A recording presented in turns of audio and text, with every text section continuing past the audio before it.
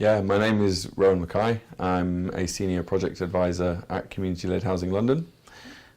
We are what's known as the resource and advice hub for community-led housing in the capital.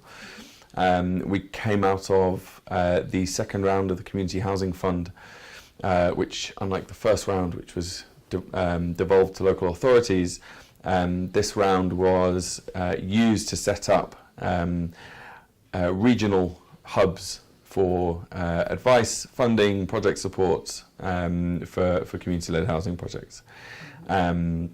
We've been going for about 3-4 years, and we do a range of things covering project support to community housing groups predominantly, but also to I guess what we would characterize as kind of enabling bodies. So that could be housing associations, local authorities, in some cases small developers, funding institutions, and lenders as well.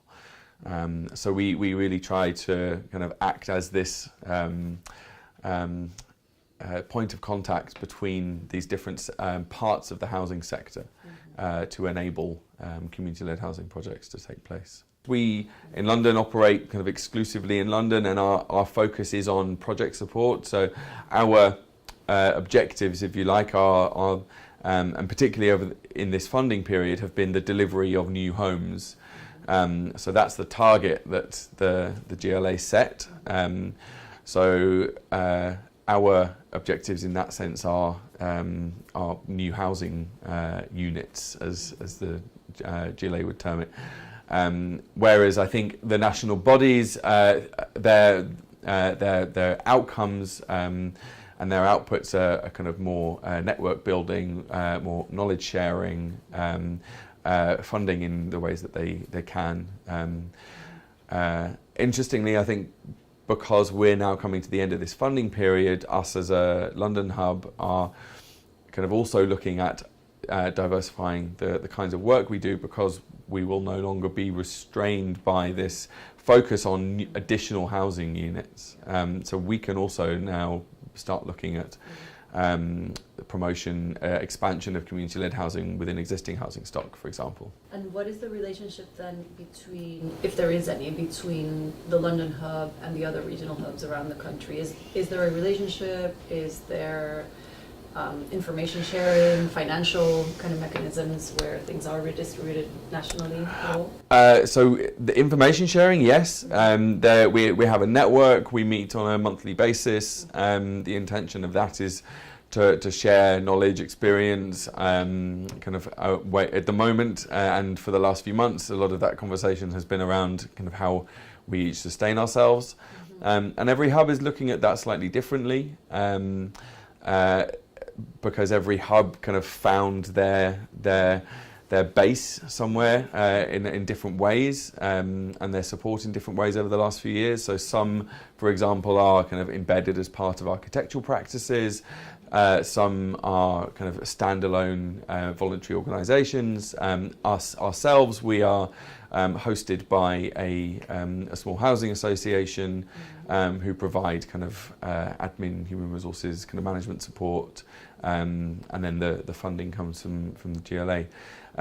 But there isn't a process of redistribution between the GLA and Homes England, as far as I know. In terms of nationally, within Homes England, I'm not sure. There probably is. I think they look at their portfolio at a national level.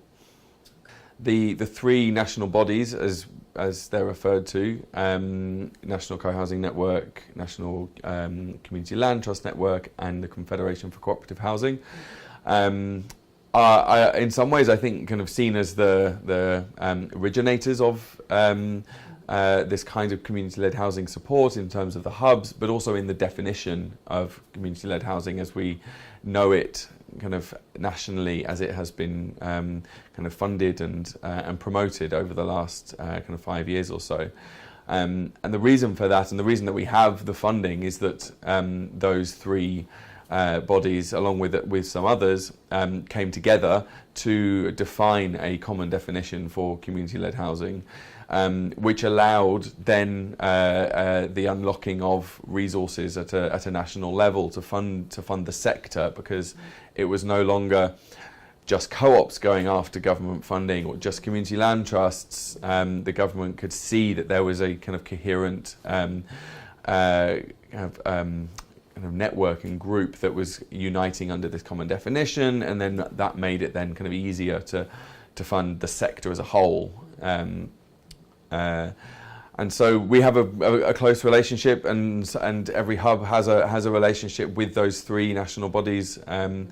The Community Land Trust Network facilitate the hubs network, so there's a close relationship there. And similarly with each of our projects, we link them up with the national bodies from time to time if there's relevant trainings or resources that are kind of produced through them.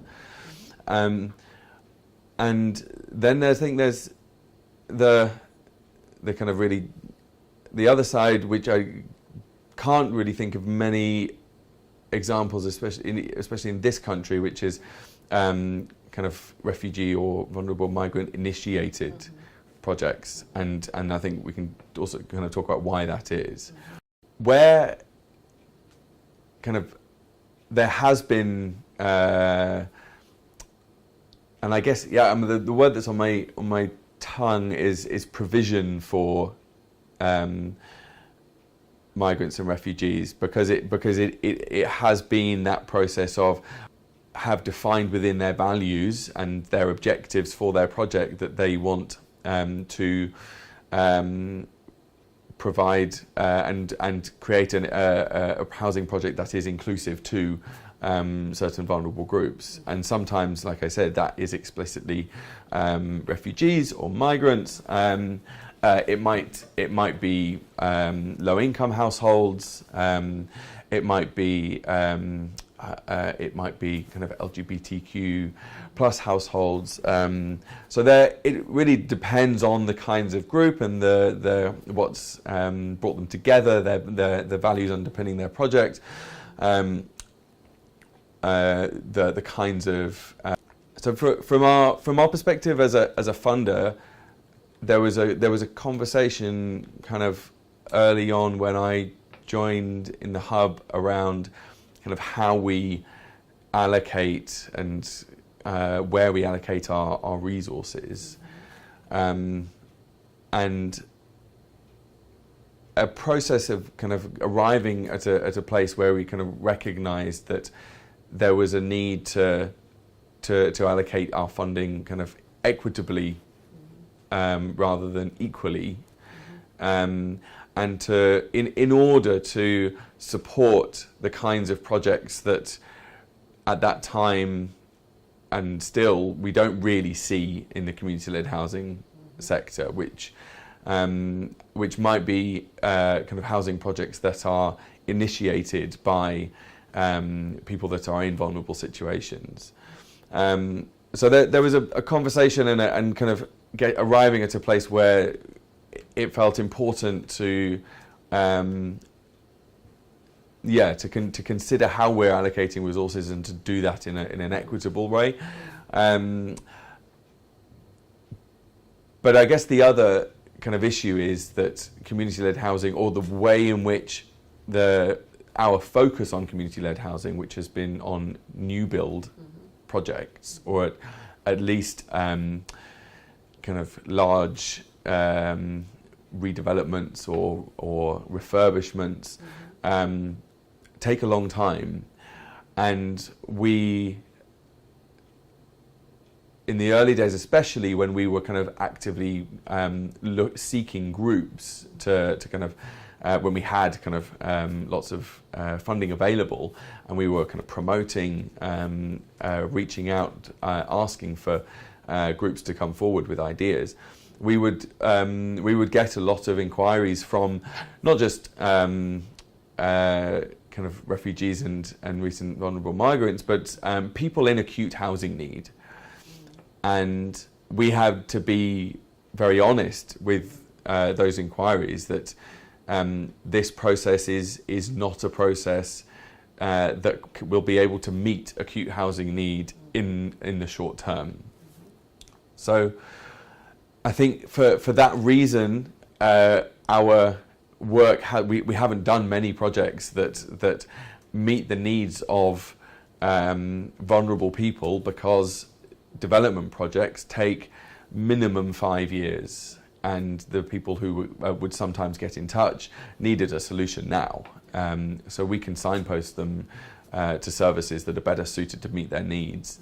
But in terms of projects that we took on, there were none that kind of met, that were specifically focused around or initiated by vulnerable migrants or refugees. I think it's also fair to say that those elements of a project, not in all cases, but in some cases, get written out, or they become sacrificed to viability within a project. So the question we would always ask when people come with these desires to kind of provide housing for people other than themselves is, who are you providing? Who is this project for in the first instance? Is it for yourselves as a group, or is it for others? Because lots would come with notions of both, and we would need to push them to prioritise so that they deliver something that is that they want to, and don't end up trying to do everything and not managing to do anything.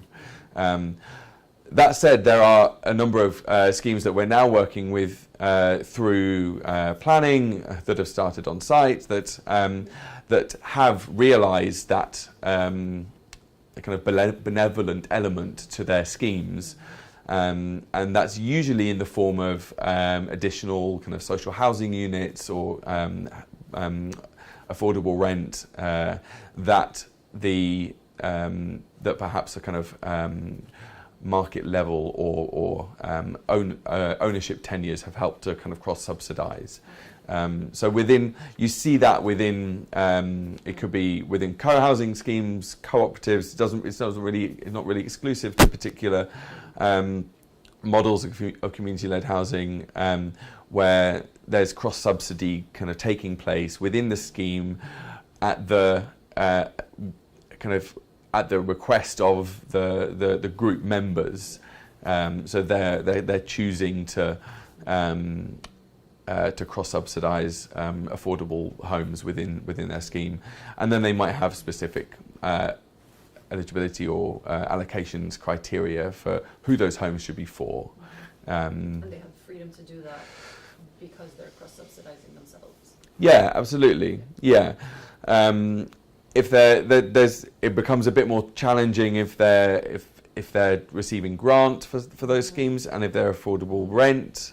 You probably know that if you're receiving grant for affordable rent from the government, then you need to be a registered provider of social housing. So effectively, housing association or the council needs to be the landlord.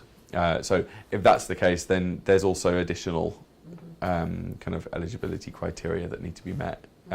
But it is the case that groups have kind of managed to kind of add layers of kind of specificity onto generic kind of social housing criteria to say, actually, this housing is like ourselves for a particular meeting a particular need or a particular stigmatized vulnerable group, and so we want the social aspect of this housing, the affordable aspect of this housing, to also be specific to that group.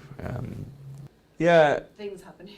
Definitely, but also I think that, so there's another part of this which is to do with like the way in which kind of social housing that has kind of come out of or has emerged in the UK, and I think there are particular kind of cultural particularities to the community-led housing sector in the UK that apply to kind of some cultures and not others, and to some ways of living and not others. I think like the example of co-housing in a more kind of collective way, and we've had kind of conversations like this with individuals from different cultural backgrounds who kind of turn around and say, we're doing that, this is the way we live, this isn't, you call it co-housing, but like in our 5-bedroom house, we've got 3 generations and everyone's sharing bathrooms and kitchens. Like, this isn't new. So I think there's an element of this which is like we're in a sector which is predominantly white, middle class, kind of posing solutions which are already being found in and claiming it is novelty and exactly So I think it's. I also wouldn't claim to say that these things don't exist. They just don't exist from our perspective, which is an outside perspective. Yeah, Absolutely. I agree. For a long time I've had that kind of intuition, or that sense that this is happening already, and it's happening not just here but all over the world in lots of ways, and it's just not called or not given that name. Yeah, exactly. And I think possibly, what's happening here is giving it a name in order to capture some resource, in order to develop new housing, etc.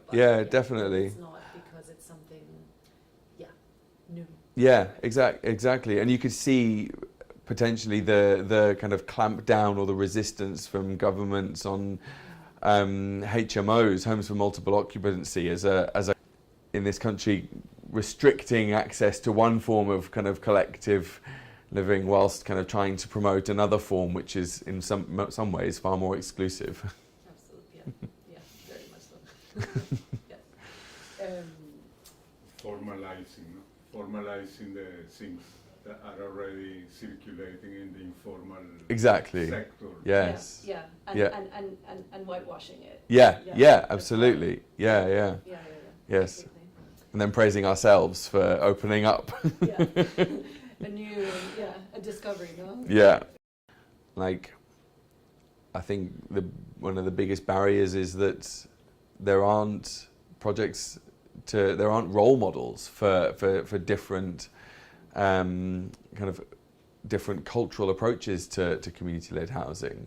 I don't know what a family or a group of individuals from Syria want in collective living. I can make assumptions based on what we know and based on the kind of ideas around kind of power and autonomy but I think how that's communicated will be so nuanced, or the way in which I will communicate that and the way in which the sector will communicate that will speak to some groups and not others. So I think kind of understanding what's appealing, how do we actually communicate these opportunities or these possibilities in a way that is actually meaningful and attractive to diverse groups, I think is a big question, and one that we haven't managed to address. To see kind of where we can apply these principles, but in different contexts. So, not assuming that a community-led housing project has to be built from the ground up by residents with a huge amount of time, resources, embedded knowledge, and to see where resources and capacities within the existing housing system can be put to use for residents. And I think there's a couple of areas that we're exploring with that, and one of them is around kind of partnerships in delivery of community-led housing. So we're working on a project with a group who are made up of kind of low-income, predominantly single-parent families, who are partnering with a housing association,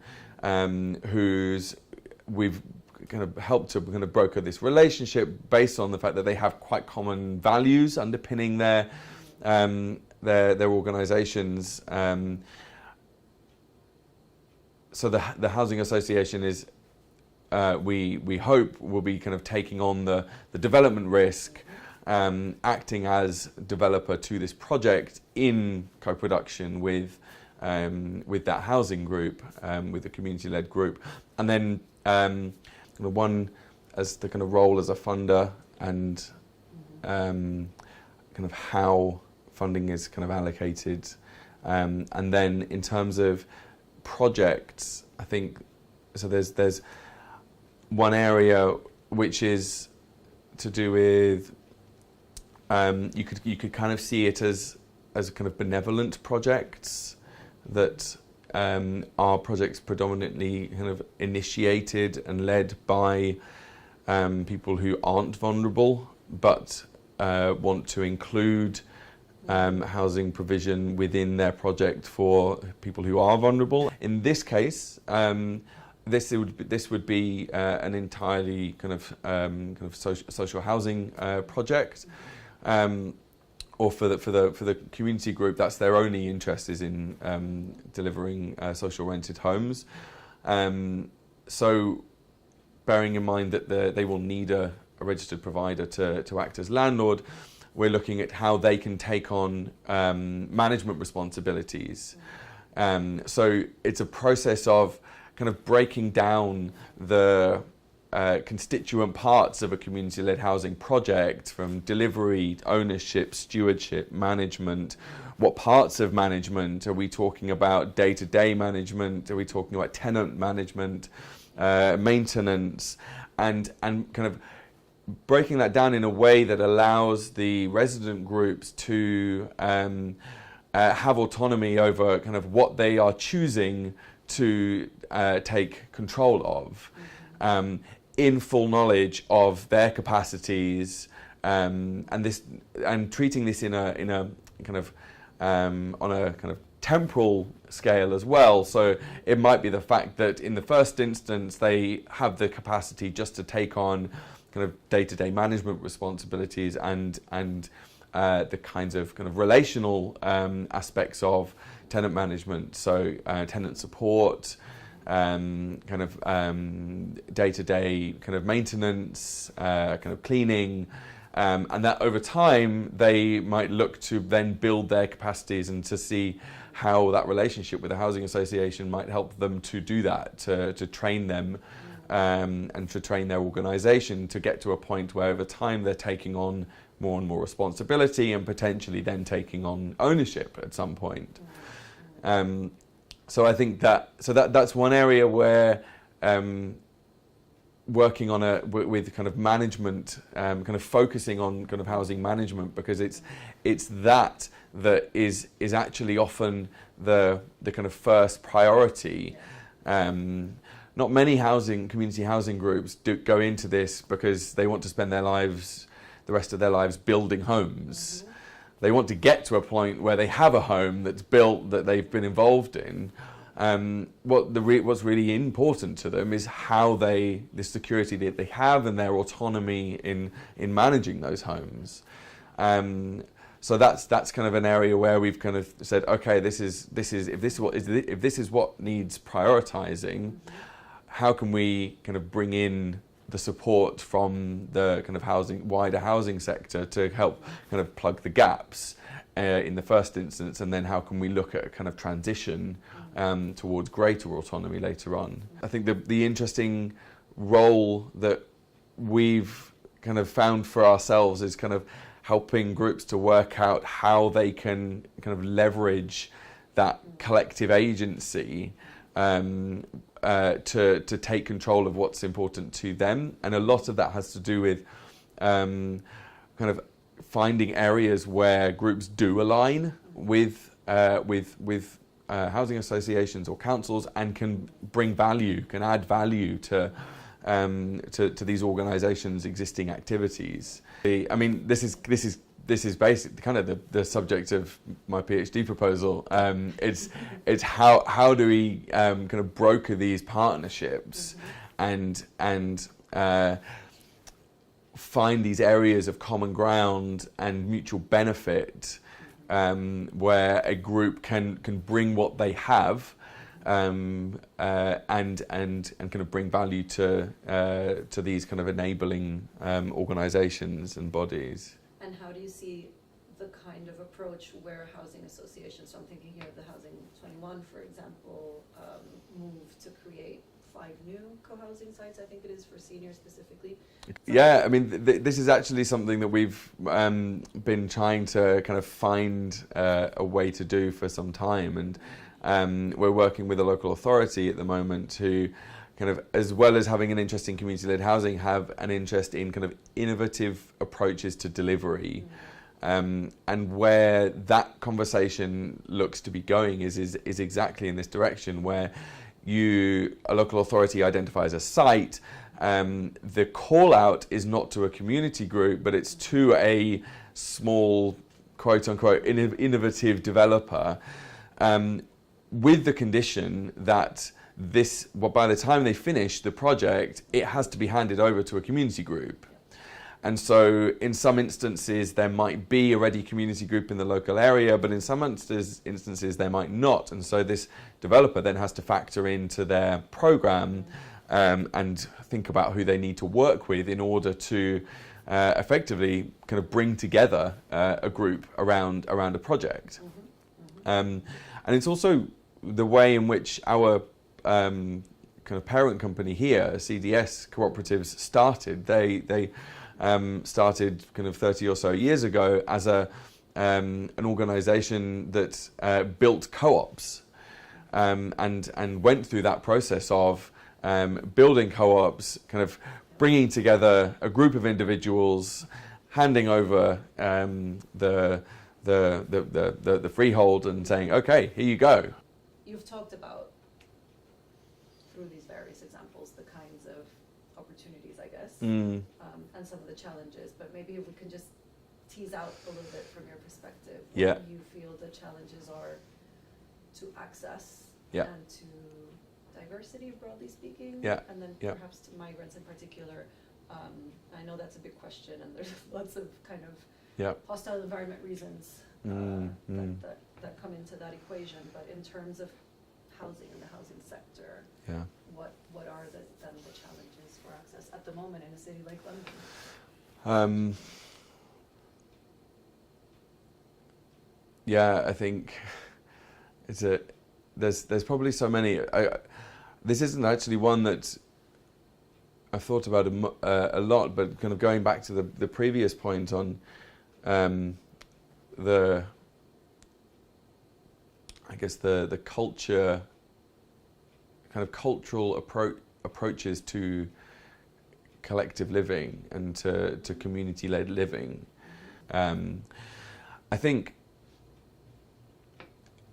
aside from that, I think the obvious kind of issue of resources and time for vulnerable groups and for refugees and migrants, we're not able to fund any individual. We can only fund groups with a bank account. So there's a barrier right there. You need to have been incorporated. You need to exist formally. And so if you're dealing with individuals and groups that have a rational and very real fear of existing formally within by the state, then it's an incredible kind of barrier to being able to kind of organise and to take power or to be given it, because I think that's really the only. I guess we're talking about kind of how power is kind of either devolved or claimed or taken in the kind of space of housing, and if it's going to be given, then the questions always come back to kind of how you manage risk, who's responsible, and so you're talking about so many layers of kind of formality that are kind of not particularly conducive to this. So it's just making me think of like kind of what is the solution then?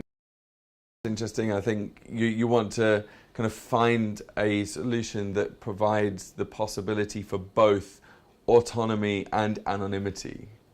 Are we constrained to kind of thinking about this in a bit, kind of approaching this in a benevolent way that then looks to transition to forms of kind of empowered or kind of formalized, more formalized kind of structures in this kind of way that you're talking about, which is perhaps more kind of facilitated by someone or by a body that with the express intention of then kind of handing over autonomy and greater control later on, if and when a group feels kind of comfortable enough to kind of to kind of register themselves in some way. But you know, the barrier, even the fears around even kind of going and seeking healthcare in this country at the moment are so prohibitive to anyone reaching out.